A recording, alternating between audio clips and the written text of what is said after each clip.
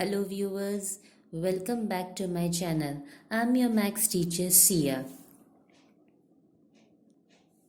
Hope you all are doing good. So let us start with today's video. आज के video में हम देखेंगे एक्सरसाइज 5.1 का क्वेश्चन नंबर 4। लास्ट वीडियो में भी हमने एक्सरसाइज 5.1 का क्वेश्चन नंबर 4 ही किया था, लेकिन उसमें हमने 6 to 10 सम किए थे। आज हम 11 to 15 सम्स कंप्लीट करेंगे। सो क्वेश्चन क्या है? क्वेश्चन वही है, show whether the following are arithmetic progressions और नॉट। सो आपको कुछ सीक्वेंस दी गई है, आपको बताना है कि वो सीक्वेंस अरिथमेटिक प्रोग्रेशन है या नहीं। सो उसके लिए हमें क्या करना है? उसके लिए हमें कॉमन डिफरेंस फाइंड करना है। सो ये है हमारा 11th सम है और ये सीक्वेंस हमें दी गई है। सो ये हो जाएगा हमारा फर्स्ट टर्म और हम क्या फाइंड करेंगे? डी है हमारा कॉमन डिफरेंस। सो डी कैसे फाइंड करेंगे? ये A1 है, ये A2, A3, A4। सो डी हम कैसे फाइंड करेंगे? A2 minus A1। सो A2 माइनस A1, यहाँ A2 क्या है? A स्क्वेयर और A1 क्या है? A। ठीक है, तो A स्क्वेयर माइनस A। अब इन दोनों में से अगर आप A कॉमन लेंगे ना, तो ये A स्क्वेयर था, ये A बाहर निकल गया, तो एक A बचेगा माइनस 1। ठीक है, A बाहर निकल गया, तो D हमें क्या मिला? A into A minus 1। उसी तरह हमें D कॉमन मिलना चाहिए, तो अब हम लेंगे, हमने यहाँ क्या लिया था? A2 माइनस A1 लिया था, तो अब हम लेंगे A3 माइनस A2। A3 क्या है? ये A3 है और ये है हमारा A2। सो A3 क्या है? A क्यूब माइनस A2 क्या है हमारा? A square. सो यहाँ से हम A क्यूब है और यहाँ A स्क्वायर है, तो हम A स्क्वायर कॉमन ले सकते हैं और यहाँ क्या बचेगा? 3 A थे, 2 A बाहर निकल गए, तो एक A माइनस 1। सो यहाँ हमें D क्या मिला? A square into A minus 1। अब आप देखिए, यहाँ जब हमने A2 माइनस A1 लिया था तब हमें ये D मिला था, और यहाँ जब हमने A3 माइनस A2 लिया तो हमें D ये मिला। मतलब ये दोनों D सेम नहीं है। और अरिथमेटिक प्रोग्रेशन के लिए क्या क्या रिक्वायरमेंट है कि आपका जो कॉमन डिफरेंस है वो सेम होना चाहिए। तो इस कंडीशन में हमें कॉमन डिफरेंस सेम नहीं मिला है। So this sequence will not form an arithmetic progression। ये जो सीक्वेंस हमें दी गई है ना, ये वाली, ये जो हमारा सम है ना, ये this will not form an arithmetic progression, क्योंकि उसका कॉमन डिफरेंस सेम नहीं है। Let us start with the 12th sum। So 12th sum में हमें ये सीक्वेंस दी गई है। ये हम कैसे लिखेंगे? सबसे पहले √2 को तो हम वैसे ही लिख देंगे। ये 8 है ना, √8, उसको हम कैसे लिख सकते हैं? 4 2 8। ठीक है, अब ये 18 को हम कैसे लिखेंगे? 9 2 18। और यहाँ हम 32 को कैसे लिखेंगे? 16 2 32 एंड सो ऑन। सो ये क्या हो जाएगा? √2। ये 4 ना, ये स्क्वायर रूट ऑफ 4 है, तो ये बाहर निकलेगा तो हो जाएगा 2, और ये रूट इस 2 पर तो रहेगा ही, तो क्या मिलेगा? 2√2। ये 9 किसका स्क्वायर है? 3 का है, सो ये बाहर निकलेगा तो हो जाएगा 3, और ये √2 पर रहेगा, सो ये हो जाएगा 3√2। सिमिलरली ये 16 किसका स्क्वायर है? 4 का, सो ये हो जाएगा 4√2। सो ये हमें मिली हमारी अरिथमेटिक, ये हमें सीक्वेंस मिली, सॉरी अरिथमेटिक प्रोग्रेशन नहीं, ये हमें सीक्वेंस मिली, √2 2√2 3√2 एंड 4√2। अब हमें देखना है कि ये अरिथमेटिक प्रोग्रेशन है या नहीं। सो डिफाइन करेंगे A2 माइनस A1। A2 क्या है? 2√2 माइनस A1 क्या है? √2। सो ये 2√2 माइनस √2 हमें क्या मिलेगा? √2। ये हमें मिला D। उसी तरह हम फाइंड करेंगे A3 माइनस A2। ये है हमारा A3, ये है हमारा A2। सो 3√2 माइनस 2√2, सो ये भी हो जाएगा √2। D A4 minus A3। A4 क्या है? 4√2 और A3 क्या है हमारा? 3√2। 4 minus 3 root 2. So as you can see in this case d हमें constant मिला है. So this is an arithmetic progression. ये हमारी हो जाएगी अरिथमेटिक प्रोग्रेशन. और अगर ये अरिथमेटिक प्रोग्रेशन है, क्वेश्चन में ये भी था कि अगर ये अरिथमेटिक प्रोग्रेशन है तो हमें उसके आगे के 3 टर्म्स लिखने हैं. सो ये हमें क्या मिला, ये हम आगे के टर्म्स कैसे लिखेंगे, ये √2, 2√2, 3√2, 4√2. तो आगे के टर्म्स क्या हो जाएंगे, 2√2, 3√2, 4√2, उसके बाद 5√2, 6√2 एंड 7√2. ये हो गए आपके आगे के 3 टर्म्स. लेकिन ये हमें इस फॉर्म में लिखने हैं क्योंकि हमारा क्वेश्चन तो यही था ना. हमने ये क्वेश्चन पर से हमने ये बनाया तो हमें इस फॉर्म में लिखना है. तो हम कैसे लिखेंगे, सो ये क्या है हमारा √2, ये क्या है हमारा, ये कैसे लिखा था हमने √8, ये कैसे लिखा था हमने 3√2 √18 है, और ये 4√2 क्या है √32 है.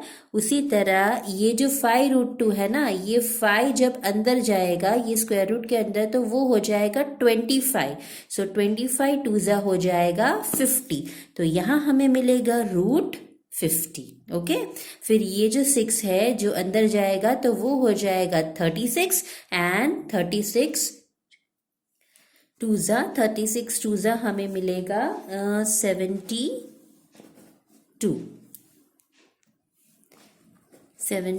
और ये जो 7 है ना वो जब अंदर जाएगा तो वो हो जाएगा 7 7 49.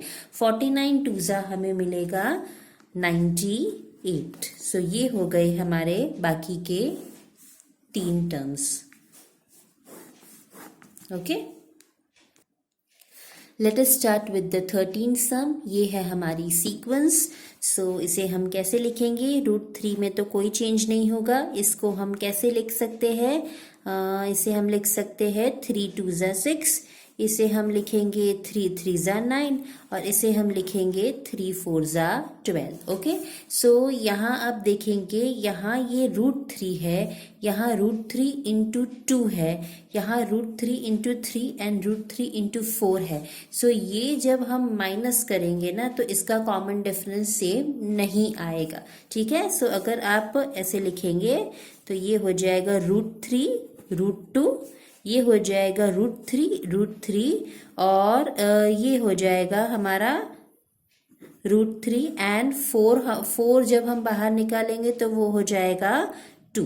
ओके, सो ये हो गई हमारी सीक्वेंस. तो अगर हम इसका डिफरेंस लेंगे तो वो कॉमन नहीं आएगा. So D is equals to A2 minus A1 अगर हम लेंगे. सो ये हमारा A2 है, ये A1 है. सो √3 इंटू √2 माइनस √3. अब यहाँ से देखो हम √3 कॉमन निकालेंगे ना तो ये क्या मिलेगा हमें √2 माइनस 1. सो ये हमें मिला हमारा D. उसी तरह अगर हम D लेंगे A3 माइनस A2, ये है हमारा A3, ये है हमारा A2, √3 इंटू √3 माइनस √3 इंटू √2. सो यहाँ से भी अगर हम √3 कॉमन निकालेंगे ना सो यहाँ क्या बचेगा √3 और यहाँ क्या बचेगा √2.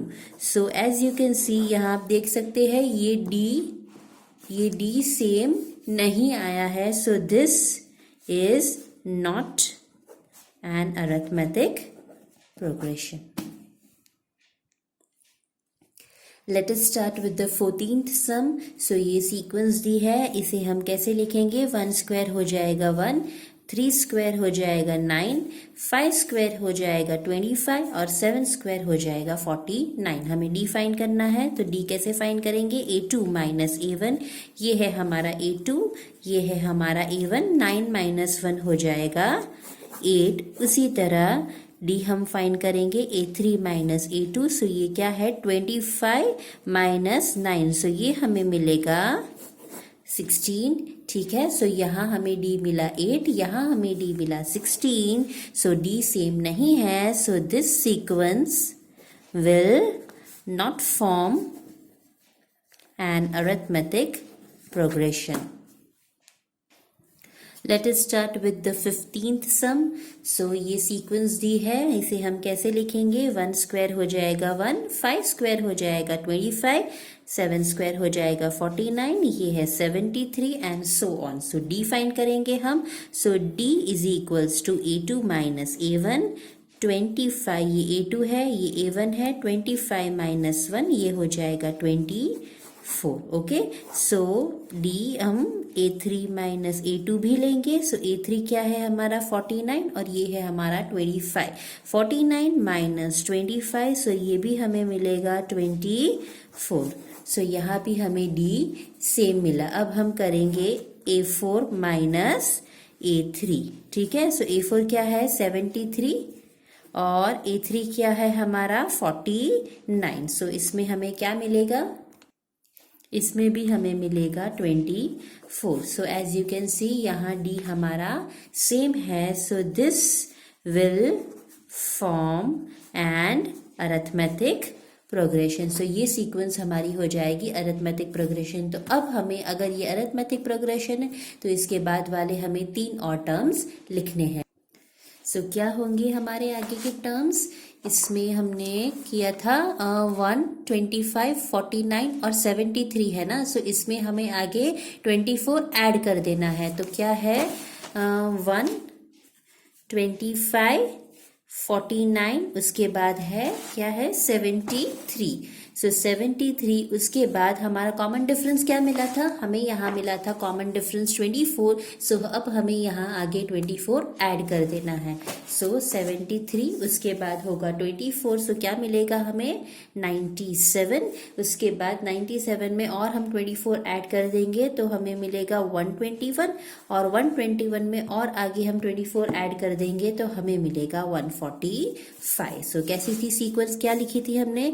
ये 1 का 1 स्क्वायर, ये 25 का 5 स्क्वायर, ये 49 का हो जाएगा 7 स्क्वायर, 73 वैसा का वैसा, 97 भी, और ये 121 हो जाएगा 11 स्क्वायर और ये 145 वैसा का वैसा एंड सो ऑन। सो ये है आपकी आगे की 3 टर्म्स। सो बाय दिस हमारा एक्सरसाइज 5.1 का क्वेश्चन नंबर 4 पूरा कंप्लीट हो चुका है। अगर आप लोगों को वीडियो पसंद आया हो तो लाइक शेयर कमेंट ज़रूर करिएगा और मेरे चैनल को सब्सक्राइब करना ना भूलें and hit the bell icon. मैं आपसे मिलूंगी नेक्स्ट वीडियो में। Till then bye friends.